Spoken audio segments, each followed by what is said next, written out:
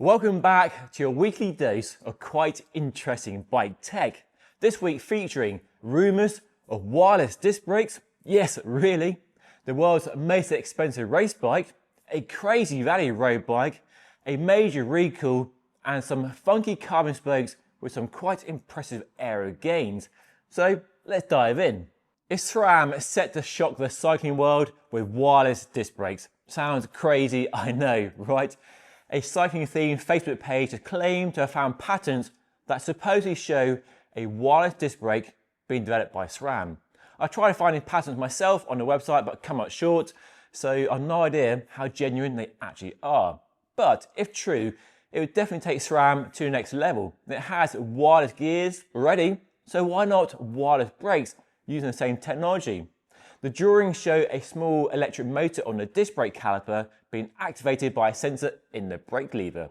Now, obvious benefits would include much easier bike building with no hydraulic hoses through the handlebar and the frame, and swapping out handlebars and stems would be much easier, and replacing headset bearings when they seize up would be much easier as well.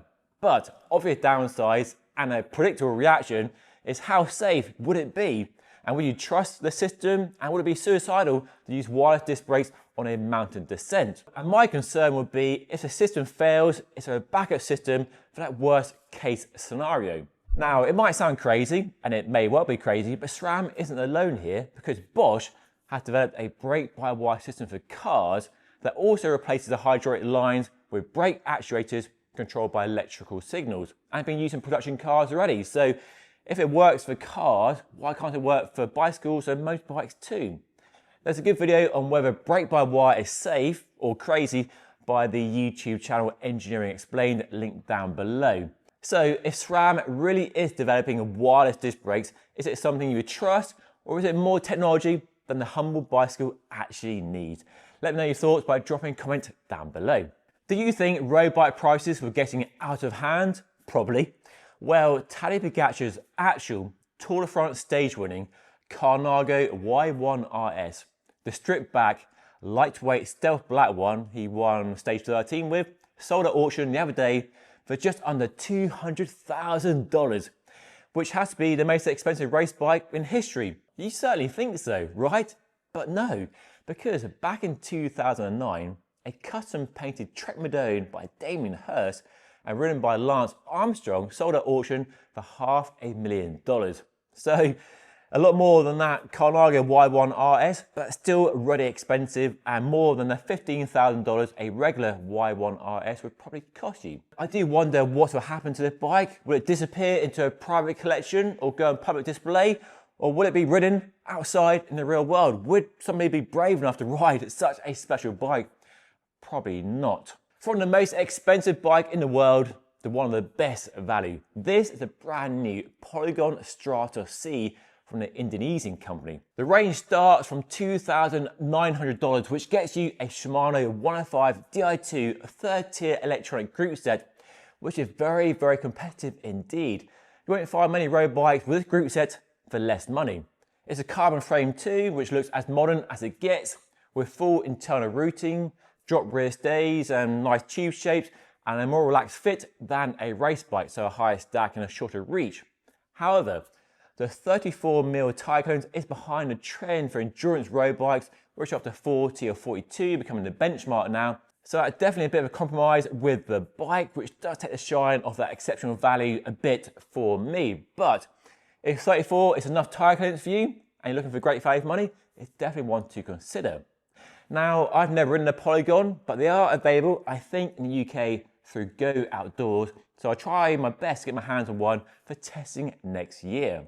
It's fair to say German bike brand Cube has had a bad week.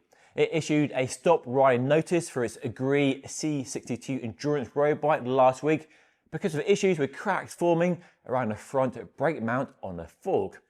That's clearly a massive fudge up. The last thing anybody wants is a failure anywhere on the fork, around the front end of the bike, but sadly recalls are a little too common in the bike world, and quite a few centre around the fork and the steering tube for some reason.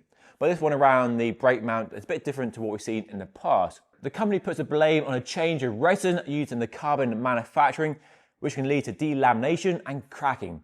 It doesn't state if any forks have actually failed out in the real world, but it does appear they're acting quickly to address the issue, which is always good. Definitely not trying to shirk away from their duties here. With replacement forks, the solution. The company doesn't say how many bikes are affected by the recall, but it does affect bikes made in 2025 and 2026 model year. And you can find out if your bike is affected by heading to the company's recall page linked down below. And do let us know in the comment section if you have this bike and you are affected by the recall and how the recall process is going, working with your local dealer, bike shop to get the fork replaced and how long that process takes, and if they look after you while your bike is out of action. So recalls, not great to see at all, sadly, but at least Cube are acting quickly before anything bad happens with these forks. Now, let's end today's tech roundup with a very interesting story from wheel brand Scribe. The UK company has launched a brand new wheel set that it claimed are among the most aerodynamic wheels you can race under the UCI rules right now, which is a sort of claim we've heard before, haven't we? Now, key to the wheel's supposed performance benefits and gains are brand new carbon fibre spokes. Carbon spokes are all the rage with wheels right now. They save weight and they boost stiffness, but aero with their fat carbon spokes isn't great. But here Scribe has developed a brand new carbon spoke dubbed the OSL8, which are made by Italian company Alpina spokes, which it claims are more aero. The spokes are unique in having a wider 5.7mm flat blade profile with a wavy design that it claims gives a 0.5 watt drag reduction over regular 5mm wide carbon spokes. The company does provide some test data and some graphs on its website, but there's no data versus a steel aero spoke, however. So how they compare to regular spokes remains to be seen, and hopefully we'll see some independent testing on these new wheels with these spokes compared to other wheels on the market in the near future. The wheels aren't just aerodynamic, but also impressively lightweight too, with a 50mm deep rim wheel set weighing a claimed 1149 grams. And that shows just how much carbon wheel tech has moved on in the last few years, because it wasn't that long ago that 1500 grams was a respectable weight for a 50mm deep all-round carbon wheel set, and anything close to 1000 grams would be a shallow climbing wheel. Now, more than ever, that gap has really closed.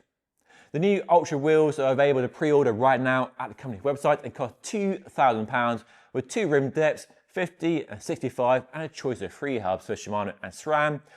And the rims are hooked as well and feature a 24mm internal rim width and designed to optimize for a 28 to 30mm wide tyre. So very interesting technology and very interesting claims as well. And I'll try and get my hands on a set for testing next year and see how to compare in performance and ride quality versus the current trend for carbon bladed spokes and also more conventional metal spokes as well. But let me know what you think of these new wheels and their claims by dropping a comment down below. But that is all for today for your weekly news roundup. Make sure to check out my roundup of 2026 predictions for next year by hitting the video right up here.